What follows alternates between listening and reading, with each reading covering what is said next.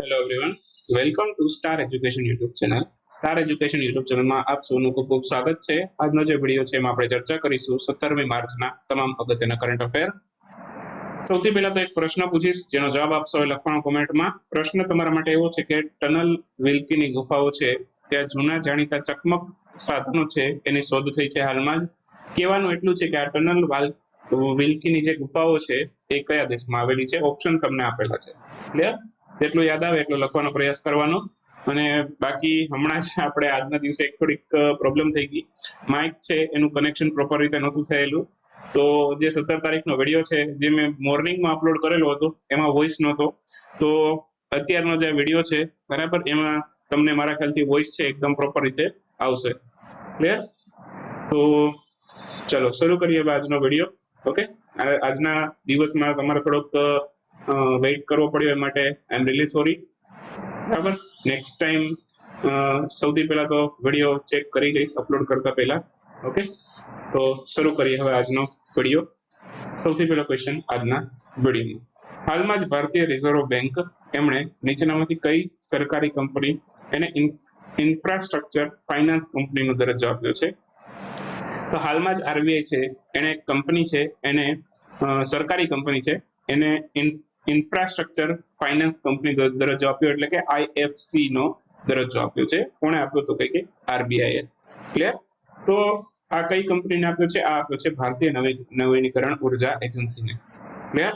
તો option C આપણો answer થશે. હાલમાં જ ભારતીય રિઝર્વ બેંક એમણે આ ઇન્ડિયા રિન્યુએબલ એનર્જી ડેવલપમેન્ટ છે એને આ આઈએફસી નો દરજ્જો આપ્યો છે, જેને આપણે ઇરેડા નામથી ઓળખીએ છીએ. એક ઇરેડાઈ પણ છે, ઇરેડાઈ ઇન્સ્યોરન્સ કંપની છે, અને ઇરેડા છે ઓકે એ એક પ્રકારની રિન્યુએબલ એનર્જીની કંપની છે. તો India renewable energy development agency એને આ આઈએફસી નો દરજ્જો આપેલો છે.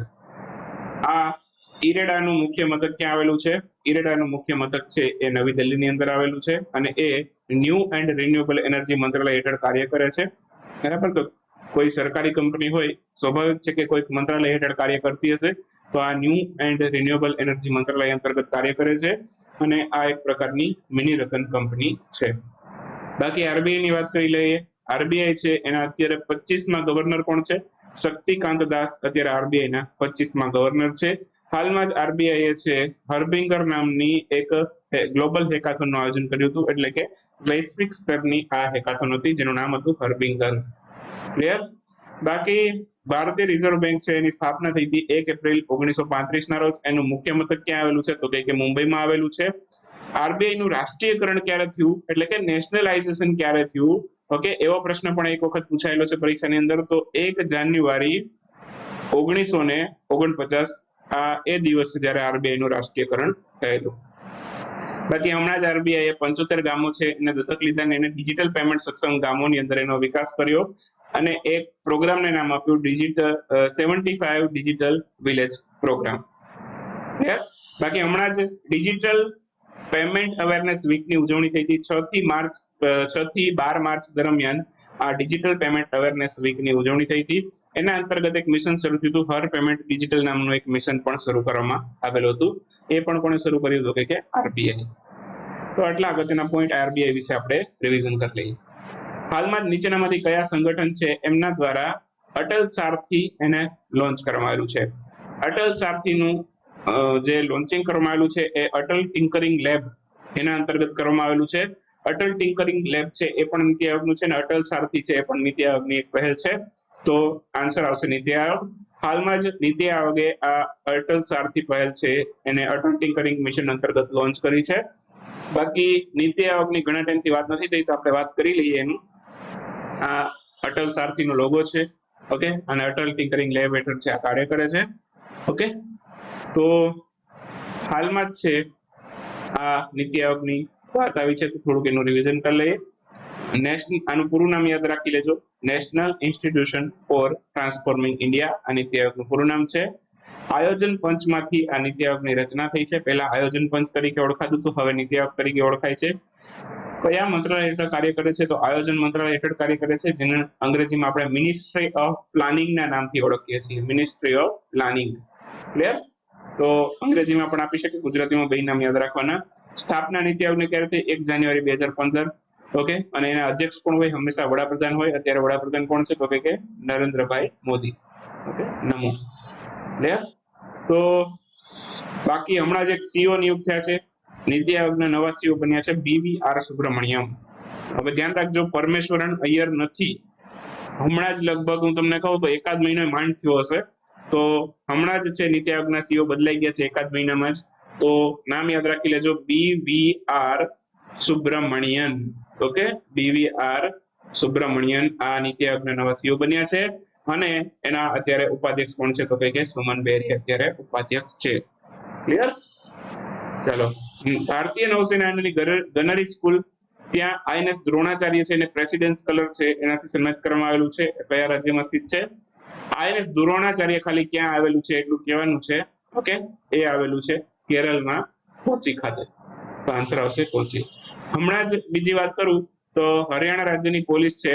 ઓકે, હરિયાણા રાજ્યની પોલીસ છે, એને પણ પ્રેસિડેન્સ કલરથી સન્માનિત કરવામાં આવેલું હતું. તો હવે વાત કરીએ INS દ્રોણાચાર્યની. હાલમાં એને પણ પ્રેસિડેન્સ કલર મળ્યો છે. ઓકે, અને ક્યાં આવેલું છે? તો કે કેરળના કોચીમાં. એક નૌસેનાની ટ્રેનિંગ સ્કૂલ છે, ગનરી સ્કૂલ છે ટ્રેનિંગ માટેની. ક્લિયર? બાકી કોચીની વાત આવી છે તો દક્ષિણી નૌસેના કમાન્ડ, ઓકે, એનું મુખ્ય મથક ક્યાં આવેલું છે? દક્ષિણી નૌસેના કમાન્ડ, એનું મુખ્ય મથક આવેલું છે કોચીમાં. ભારતીય નૌસેનાને કુલ કેટલી કમાન્ડ છે? તો કે 3 કમાન્ડ છે. બરાબર, એક દક્ષિણમાં છે, એક પૂર્વમાં છે, એક પશ્ચિમમાં છે. બરાબર, તો આ બાજુ પશ્ચિમ, આ બાજુ પૂર્વ, અને આ બાજુ દક્ષિણ. તો દક્ષિણ વાળાનું કોચીમાં છે, પછી પશ્ચિમ વાળાનું મુંબઈમાં છે, અને પૂર્વ વાળાનું ક્યાં છે? તો કે વિશાખાપટ્ટનમમાં. ઉત્તરમાં કોઈ પણ નૌસેનાનું કમાન્ડ નથી, કેમ કે ત્યાં પહાડી વિસ્તાર આવેલા છે, ત્યાં દરિયો નથી, એટલે ઉત્તરમાં કોઈ પણ નૌસેનાનું કમાન્ડ નથી. પ્રશ્ન પરીક્ષામાં આવે કે નીચેનામાંથી કયા વિસ્તારમાં, નીચેનામાંથી કયું ભારતીય નૌસેનાનું કમાન્ડ નથી? ઓકે, તો ઉત્તરી નૌસેના કમાન્ડ આપેલું હોય તો એ નૌસેનાનું કમાન્ડ નથી, ધ્યાન રાખવાનું. બરાબર, પછી હરિયાણા રાજ્યની પોલીસ, હમણાં આપણે વાત કરી એ પ્રમાણે, એને પણ પ્રેસિડેન્સ કલર મળેલો છે. દિવ્ય કળા મેળા, એનું આયોજન ભારતના કયા મંત્રાલય દ્વારા કરવામાં આવેલું? દિવ્ય કળા મેળો, ધ્યાન રાખજો, સાંસ્કૃતિક મંત્રાલય આયોજન નથી કરતું. આનું આયોજન કોણ કરે છે? આનું આયોજન કરે છે સામાજિક ન્યાય અને અધિકારીતા મંત્રાલય. મેળો આપણી સંસ્કૃતિ છે, પણ સાંસ્કૃતિક મંત્રાલય આ મેળાનું આયોજન નથી કરતું. આ મંત્રાલય છે દિવ્ય કળા મેળો, એ સામાજિક ન્યાય અધિકારીતા મંત્રાલય કરે છે, એટલે કે ઓપ્શન ડી આપણો આન્સર થશે. હાલમાં જ મધ્યપ્રદેશના ભોપાલ ખાતે આ દિવ્ય કળા મેળાનું આયોજન થયું છે. ઓકે, ઉદ્ઘાટન કર્યું મંગુભાઈ પટેલે, અને 2023ના રોજ આ મેળાની 3જી આવૃત્તિનું આયોજન થયું છે. સામાજિક ન્યાય અધિકારીતા મંત્રાલય દ્વારા આ મેળાનું આયોજન કરવામાં આવેલું છે. બાકી થોડાક આવા જ અગત્યના મેળા જે જુદા જુદા મંત્રાલયો આયોજન કરે છે એની વાત કરીએ તો હુનર હાટ મેળો છે, એ ભારતનું અલ્પસંખ્યક બાબતોનું મંત્રાલય કરાવે છે. અલ્પસંખ્યક બાબતોના મંત્રાલયને લઘુમતી બાબતોનું મંત્રાલય પણ કહેવાય, અને મિનિસ્ટ્રી ઓફ માઇનોરિટી અફેર્સ પણ કહેવાય. બાકી શિલ્પ સમાગમ મેળો છે, એ સામાજિક ન્યાય અધિકારીતા મંત્રાલય કરાવે છે. અને સરસ આજીકા મેળો, એ હમણાં જમ્મુ કાશ્મીરમાં થયો હતો, તો એ ગ્રામીણ વિકાસ મંત્રાલય છે, ભારતના વિવિધ રાજ્યોમાં એનું આયોજન કરાવે છે. તો આટલા અગત્યના મેળામાંથી કોઈ પણ પૂછાઈ શકે. અને આ શિલ્પ સમાગમ મેળો અત્યાર સુધી એક વાર નથી પૂછ્યો, તો મારા ખ્યાલથી હવે પછી એ પૂછી શકે તમને પરીક્ષાની અંદર. સી ચેન્જીસ ક્લાઇમેટ માટે ભારતના રાજદૂત તરીકે કોની નિયુક્તિ કરવામાં આવી છે? સી ચેન્જીસ ક્લાઇમેટ માટે ભારતના રાજદૂત બન્યા છે હાલમાં જ શ્રેયા ઘોડાવત. તો ઓપ્શન સી આપણો આન્સર થશે. આ છે શ્રેયા ઘોડાવત. ક્લાઇમેટ ચેન્જ માટે એમની કંપની છે, કાર્ય કરે છે, અને એમનું પણ ક્લાઇમેટ ચેન્જમાં ખૂબ અગત્યનું યોગદાન છે. તો સી ચેન્જીસ ક્લાઇમેટ એ યુએનની સંયુક્ત રાષ્ટ્રની પહેલ છે. ઓકે, તો એમાં ભારતના રાજદૂત તરીકે શ્રેયા ઘોડાવત છે, એમની નિયુક્તિ થઈ છે. આ ઇમેજમાં જોઉં છું, આ છે શ્રેયા ઘોડાવત. ઓકે, બાકી આંતરરાષ્ટ્રીય મહિલા દિવસના અવસર ઉપર છે આ પહેલ છે એ શરૂ કરવામાં આવી છે. એક આ સી ચેન્જીસ ક્લાઇમેટ અંતર્ગત આ પહેલ શરૂ થઈ છે. પહેલનું નામ છે એમ્બ્રેસ ઇક્વિટી. એમ્બ્રેસ ઇક્વિટી આ પહેલનું નામ છે.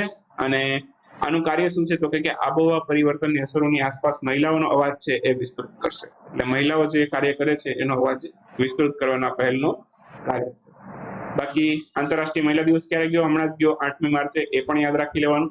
2 અગત્યની નિયુક્તિ કહું તમને. LICમાં નવા મેનેજિંગ ડાયરેક્ટરોની નિયુક્તિ થઈ છે. ઓકે, હમણાં જ ગઈકાલે વાત કરી હતી. LICની અંદર છે નવા ચેરમેન પણ બન્યા. એ તમારે મને કહેવાનું કોમેન્ટમાં, આ તમારું હોમવર્ક. ઓકે, અને હમણાં જ 2 નવા મેનેજિંગ ડાયરેક્ટર બન્યા. તમને એમ થાય કે 2 મેનેજિંગ ડાયરેક્ટર હોય કોઈ કંપનીમાં, તો LIC માં 4 હોય છે તમારી જાણ માટે. ઓકે, પ્રશ્ન અહીંથી પરીક્ષામાં આવવાનો ચાન્સ ઓછા છે, પણ તમને એવી માહિતી ખબર હોવી જોઈએ કે કોઈ કંપની એવી હોય કે જ્યાં 4 મેનેજિંગ ડાયરેક્ટર પણ હોય છે. LIC ની અંદર 4 મેનેજિંગ ડાયરેક્ટર હોય છે. 2 હમણાં રિટાયર થયા તો 2 નવા બન્યા, કબલેશ પાંડે અને M જગન્નાથ. પ્રશ્ન પરીક્ષાની અંદર આવવાના ચાન્સ ઓછા, પણ આવું થોડુંક નોલેજ હોય તો સારું લાગે તમને. ઓકે, હાલમાં દોહા પોલિટિકલ ડિક્લેરેશન આ ચર્ચામાં રહ્યું. આ શું છે? દોહા પોલિટિકલ ડિક્લેરેશન છે એક લિસ્ટ ડેવલપમેન્ટ કન્ટ્રીઝ સાથે સંકળાયેલું છે. ઓપ્શન ડી આપણો આન્સર થશે. હાલમાં જ દોહા પોલિટિકલ ડિક્લેરેશન ચર્ચામાં રહેલું છે લિસ્ટ ડેવલપમેન્ટ કન્ટ્રીઝ ઓછા અલ્પ વિકસિત દેશો સાથે સંકળાયેલું છે. લિસ્ટ ડેવલપમેન્ટ કન્ટ્રીની અંદર કેટલા દેશો આવે? 46 દેશો આવે. ઓકે, અને લિસ્ટ ડેવલપમેન્ટ કન્ટ્રીની અંદર જે 47 દેશો આવે એમાંથી 33 સૌથી વધારે આફ્રિકામાં છે. પ્રશ્ન પરીક્ષામાં પૂછે સૌથી વધારે અલ્પ વિકસિત દેશો કયા દેશમાં છે, બરાબર? તો એ 46 માંથી 33 ક્યાં આવ્યા? તો કે આફ્રિકાની અંદર. 33 ક્યાં આવ્યા? તો કે આફ્રિકાની અંદર. એશિયામાં 9 છે, બરાબર? પ્રશાંત મહાસાગરના 3 દેશો છે અને એક દેશ છે કેરેબિયન મહાસાગરમાં છે. આ બધાનું તમે ટોટલ મારશો ને તો આ 46 થઈ જશે. ક્લિયર? તો બાકી હમણાં જ છે લિસ્ટ ડેવલપમેન્ટ કન્ટ્રીની 5મું સંગઠન હતું, તો 5મી બેઠક છે સંયુક્ત રાષ્ટ્ર દ્વારા આયોજિત કરવામાં આવી હતી. ક્યાં થઈ હતી? તો કઈ કતારના દોહામાં. એ પ્રોગ્રામને નામ આપ્યું દોહા પ્રોગ્રામ ઓફ એક્શન, અને એની અંદર જે ડિક્લેરેશન સાઇન કરવામાં આવેલું એ ડિક્લેરેશનને નામ આપ્યું દોહા પોલિટિકલ ડિક્લેરેશન. અને આ કેટલા વર્ષ માટે સાઇન કરવામાં આવેલું એવો પણ પ્રશ્ન તમને પૂછી શકે, તો 10 વર્ષ માટે સાઇન કરવામાં આવેલું. બરાબર? તો થોડુંક આવું કાઉન્સમાં હું બધું લખતો હોઉં છું, તો એ બધું તમને વિડીયોમાં એક્સપ્લેનેશન મળશે. એટલે ખાલી તમે મારી પીડીએફ વાંચશો ને તો થોડું ઘણું ક્યારેક સમજવામાં તમને થોડુંક ટિપિકલ લાગે. એ બધું થોડુંક વિડીયો જોયેલો હોય ને તો એ ખબર પડે કે આ વસ્તુ આ કહેવા માંગે છે. બરાબર? એટલે ખાલી કાઉન્સમાં 10 વર્ષનો તમે અર્થ શું કાઢો, બરાબર ને, એમને વાંચતા હોય તો. ચલો, હાલમાં જ INS સિંધુ કીર્તિ એને સમારકામ માટે કઈ કંપનીને ઓર્ડર આપ્યો છે? આના માટે હું અંગ્રેજી શબ્દ વાપરું તો તમને થોડુંક વધારે સમજાશે. રિફિટ. એકચ્યુઅલમાં મેં ઇંગ્લિશ વેબસાઇટની અંદર જોયો તો રિફિટિંગ શબ્દ હતો. ઓકે, તો INS સિંધુ કીર્તિ છે, ઓકે, તો એને સમારકામ માટે એટલે કે રિફિટિંગ માટે કઈ કંપનીને ઓર્ડર આપ્યો છે? એના રિફિટિંગ માટે ઓર્ડર આપ્યો છે હિન્દુસ્તાન શિપયાર્ડ લિમિટેડને. તો ધ્યાન રાખજો, હિન્દુસ્તાન એરોનોટિક્સ લિમિટેડ નથી, હો, ધ્યાન રાખજો. અહીંયા હિન્દુસ્તાન શિપયાર્ડ લિમિટેડ. ભૂલ થઈ શકે, આવું ઓપ્શન આપી શકે તમને. હિન્દુસ્તાન શિપયાર્ડ લિમિટેડ નું કોઈ દી તમને એમ થાય નામે નથી સાંભળ્યું આપણે, તો એ ના હોઈ શકે. પણ ધ્યાન રાખવાનું, હિન્દુસ્તાન શિપયાર્ડ લિમિટેડ પણ છે, હિન્દુસ્તાન એરોનોટિક્સ લિમિટેડ પણ છે. આ હિન્દુસ્તાન શિપયાર્ડ લિમિટેડ ક્યાં આવી? વિશાખાપટ્ટનમમાં આવી. હાલમાં જ ભારતનું રક્ષા મંત્રાલય એને INS સિંધુ કીર્તિના રિપીટિંગ માટે હિન્દુસ્તાન શિપયાર્ડ લિમિટેડને ઓર્ડર આપ્યો છે. ઓકે, બાકી બહુ ડિટેલમાં જવાની જરૂર નહીં કે કેટલા કરોડના ખર્ચે આપ્યો, એવું બધું ના પૂછે. બરાબર? એટલું યાદ રાખવાની જરૂર નહીં, એટલે હું લખતો નહીં. બરાબર? ચલો, બાકી તમને પ્રશ્ન પૂછી શકે અથવા તો એક વાક્ય આપી શકે GPSC માં કે સિંધુ કીર્તિ કેટલામી સબમરીન હતી? તો એ 7મી ડીઝલ ઇલેક્ટ્રિક સબમરીન હતી, Sindhu cost diesel class. Sindhu cost class diesel electric submarine છે INS સિંધુ કીર્તિ. એટલે શું છે એવું પણ પૂછે સિંધુ કીર્તિ, તો કે ડીઝલ ઇલેક્ટ્રિક સબમરીન છે સિંધુ કોસ્ટ ક્લાસની. બરાબર? અને કેટલામા નંબરની છે? તો કે 7મા નંબરની છે. બાકી ભારતીય નૌસેનામાં આને કમિશન કરવામાં ક્યારે આવી? તો કે 9 ડિસેમ્બર 1989 ના રોજ આને કમિશન કરી. લગભગ 2005 આજુબાજુ છે આનું એક વખત રિપીટિંગ થયું હતું, અને હવે ફરી પાછું આપણે અત્યારે રિપીટિંગ માટે આપીએ છીએ. જૂની થઈ ગઈ એટલે મરમ્મતની તો જરૂર પડે. ચાલો, હાલમાં જ સી વેગન નહીં, સીજેન કંપની જે કેન્સરની દવા બનાવતી કંપની છે. ઓકે, કેન્સરની દવા બનાવતી કંપની છે. હાલમાં જ $43 અરબ માં કઈ કંપની આને ખરીદી લીધી? તો ફાઇઝરે આને ખરીદી લીધી. કેન્સર બનાવતી દવાની કંપની છે સીજેન કંપની, $43 અરબ માં ખરીદી લીધી. બંને કંપનીઓ અમેરિકામાં આવેલી છે. ફાઇઝર છે એની સ્થાપના 1849માં ન્યુયોર્ક ખાતે થઈ હતી. બસ એટલું યાદ રાખશો ચાલશે. બાકી ફાઇઝરની જૂની વેક્સિનો યાદ રાખવાની જરૂર નહીં. COVID-19 ના ગાળામાં ઘણી બધી વેક્સિનો આવી હતી, પણ એ અત્યારે એટલું બધું પૂછતા પણ નથી COVID-19. બરાબર? ફેબ્રુઆરી 2023 માટે કોને ICC player of the month પુરસ્કાર છે આપવામાં આવેલો છે? તો પુરુષોમાં કોને મળ્યો છે? વાત એવું છે. ચોખવટ પાડેલી છે પ્રશ્નની અંદર. નો પાડેલી હોય તો પહેલા પુરુષનો જ સમજવાનો, બાકી પછી ઓપ્શન ઉપર ફોકસ કરવાનું. બરાબર? એટલે પરીક્ષામાં જે રીતે પૂછે. તો ICC player of the month નો પુરસ્કાર છે એ આ વર્ષે મળ્યો છે હેરી બ્રુકને. એક તમને ચમત્કાર કહું આ વખતના આઈસીસી પ્લેયર ઓફ ધ મંથમાં, તો ફેબ્રુઆરી 2023માં પુરુષ સમાન મહિલામાં જેમને મળેલો છે ને, ઓકે, એમને ડિસેમ્બર 22માં પણ મળ્યો હતો. એટલે આ બંનેને 2 વખત મળ્યો છે, પુરુષોમાં પણ અને મહિલાઓમાં પણ. ફેબ્રુઆરીમાં પણ મળ્યો હતો આ બંનેને, બરાબર, અને ડિસેમ્બરમાં પણ મળ્યો. ઓકે, તો 2 વખત મળ્યો છે. હેરી બ્રુક છે એ કયા દેશના ખેલાડી છે એવું પણ પૂછી શકે, ઇંગ્લેન્ડના ખેલાડી છે, તો એ પણ આપણે યાદ રાખશું. હાલમાં જ છે હેરી બ્રુક જે ઇંગ્લેન્ડના ખેલાડી છે, ફેબ્રુઆરી 2023 માટે પણ મળ્યો, ડિસેમ્બરમાં પણ જો છો એમને મળેલો છે ડિસેમ્બર 22માં, બરાબર. બાકી જાન્યુઆરીનો કોને મળ્યો હતો? શુભમન ગિલને મળ્યો હતો, એ ભારતના ખેલાડી છે. ઓકે, નવેમ્બરમાં જોસ બટલરને મળ્યો હતો, એ ઇંગ્લેન્ડના ખેલાડી. પાછું ઓક્ટોબરમાં ભારતના ખેલાડીને મળ્યો હતો, વિરાટ કોહલીને. સપ્ટેમ્બરમાં પાકિસ્તાનના મોહમ્મદ રિઝવાનને મળ્યો હતો, અને સૌથી પહેલો ICC player of the month પુરસ્કાર એ ભારતના ઋષભ પંતને મળ્યો હતો. તમારા આઈસીસી પ્લેયર ઓફ ધ મંથમાંથી જો પ્રશ્ન નીકળવાનો હશે ને તો એટલામાંથી નીકળી જશે. એટલે ખાલી આ એક સ્લાઇડ યાદ રાખશો તો આમાંથી તમારો પ્રશ્ન પુરુષોમાંથી નીકળશે. મહિલાઓની હમણાં વાત કરી લઈએ આપણે. ICC player of the month મહિલા માટેનો જે પુરસ્કાર છે એ હાલમાં એશ્લે ગાર્ડનરને મળ્યો છે. આ એશ્લે ગાર્ડનર કયા દેશના ખેલાડી છે? ડિસેમ્બરમાં તમે જો વ્યવસ્થિત સ્ટડી કરી હોય તો યાદ હશે, આ ઓસ્ટ્રેલિયાના ખેલાડી છે. તો ઓપ્શન સી આપણો આન્સર થશે. હાલમાં જ છે ફેબ્રુઆરી 2023 માટેનો જે ICC player of the month છે એ એશ્લે ગાર્ડનરને મળ્યો છે, ઓસ્ટ્રેલિયાના ખેલાડી છે. ડિસેમ્બરમાં પણ મળ્યો તો એશ્લે ગાર્ડનરને, ઓસ્ટ્રેલિયાના ખેલાડી, બરાબર. બાકી જાન્યુઆરીમાં કોને મળ્યો? ગ્રેસ સ્ક્રીવન્સને મળ્યો તો, ઇંગ્લેન્ડના ખેલાડી. નવેમ્બર 22માં પાકિસ્તાનના સિદરા આમીનને મળ્યો હતો, અને ઓક્ટોબરમાં નિદાદાર પાકિસ્તાનના ખેલાડી એમને મળ્યો હતો, અને સપ્ટેમ્બરમાં ભારતના હરમનપ્રીત કૌરને મળેલો હતો. બાકી સૌથી પહેલો ICC player of the month મળ્યો હતો સાઉથ આફ્રિકાની શુભનીમ ઇસ્માઇલને, બરાબર. બસ એટલું ચાલશે, યાદ રાખશો તો આમાંથી તમારા પ્રશ્ન નીકળી જશે, બરાબર. તો એટલું બધું બહુ ડીપમાં નહીં જવાનું, આમાં આખા વર્ષના યાદ નહીં રાખવાના, છેલ્લા 3-4 મહિનાને યાદ રાખીને જવાનું, આમાંથી પ્રશ્ન આવી જાય. IQ Air 2022 દ્વારા જાહેર કરવામાં આવેલી રેન્કિંગ પ્રમાણે વિશ્વનું સૌથી પ્રદૂષિત શહેર કયું બન્યું? આ તો પ્રદૂષિત શહેરનું પૂછ્યું છે. પ્રદૂષિત દેશ પૂછે તો ચાડ, બરાબર. વિશ્વનો સૌથી પ્રદૂષિત દેશ કયો? ચાડ. ભારત સૌથી વધુ પ્રદૂષિત દેશમાં 8મા ક્રમે, બરાબર. અને અહીંયા સૌથી વધુ પ્રદૂષિત શહેર પૂછ્યું છે તો એ કયું આવશે? લાહોર. ઓપ્શન એ આપણો આન્સર થશે. લાહોર ક્યાં આવ્યું? તો કે પાકિસ્તાનની અંદર આવ્યું. ઓકે, સ્કોર જો તમે 97.4, બરાબર. હોટાન ચીનનું 94.3, બરાબર. આપણું ઇન્ડિયાનું પણ એક છે, ટોપ 3 ની અંદર આવેલું છે. ઓકે, ભાવનગર વાળું ટોપ 3 સિનેમા નહીં હો, તો ભેવાડી રાજસ્થાનની અંદર છે. ઓકે, ત્યાં એ 3જા ક્રમે છે આ રેન્કિંગની અંદર, તો 92.7 આનો સ્કોર છે. ઓકે, એ પણ યાદ રાખવાનું. સ્કોર સાથે યાદ રાખો, ક્યારેક ક્યારેક સ્કોર પણ પૂછી લેતા હોય જીપીએસસી વાળા. ઓકે, તો લાહોર પાકિસ્તાનની અંદર છે, એ લાહોર છે એ વિશ્વનું સૌથી પ્રદૂષિત શહેર છે. ચીનનું હોતાન શહેર છે 2જા ક્રમે છે, રાજસ્થાનનું ભેવાડી 3જા ક્રમે, દિલ્હી 4થા ક્રમે, બરાબર. સૌથી વધુ પ્રદૂષિત દેશ પૂછે તો એ કયો છે? ચાડ છે. 2જા ક્રમે ઈરાક, 3જા ક્રમે પાકિસ્તાન. ભારત સૌથી વધુ પ્રદૂષિત શહેરમાં 8મા, પ્રદૂષિત દેશમાં 8મા ક્રમે. સ્કોર સાથે યાદ રાખજો, ભારતનો સ્કોર છે 53.3, બરાબર. બાકી આપણી એન્ડ્રોઇડ એપ્લિકેશન ડાઉનલોડ કરી શકો છો. થોડુંક શેરિંગ કરો યાર, તમારા માટે એટલા વિડીયો બનાવું છું, અવાજ ના હોય તો ફરીવાર રેકોર્ડ કરું છું.